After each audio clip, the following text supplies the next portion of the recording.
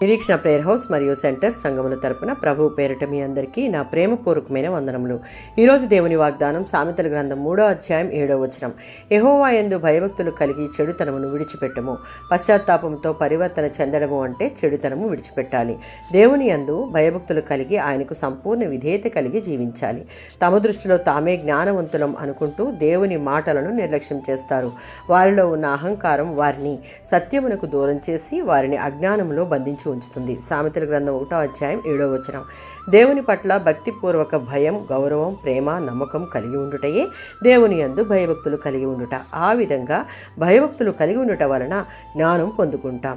ఆ జ్ఞానం మన మనోనేత్రములను తెరిపించి మంచి చెడులను యోచించుకునే శక్తిని ఇస్తుంది. తద్వారా చెడుతనమును విడిచిపెట్టుటకు చాలా సులువైన పనిగా ఉంటుంది. సామెతల గ్రంథం 16:6. విశ్వాసాన్ని, కృపాసత్యాలను విశ్వాసం ద్వారా కార్యరూపంలోనికి వచ్చే సత్క్రియలను సూచిస్తున్నాయి.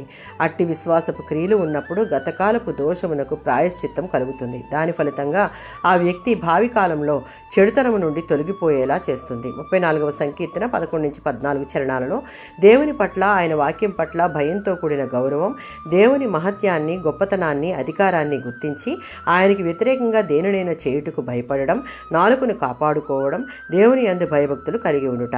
ఈ విధంగా జీవించేవారు చెడ్డ క్రియలు, చెడుతనంతో నిండిన తలంపులను గుర్తించి వాటికి లొంగరు.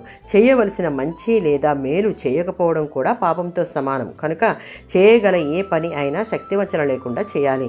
అందరితో ప్రేమ, శాంతి, సమాధానాలను కలిగి ఉండేవారంగా జీవించగలిగితే దేవుని యందు భయభక్తులు కలిగి చెడుతనమును విసర్జించిన వారంగా ఉంటాం. ఆమేన్.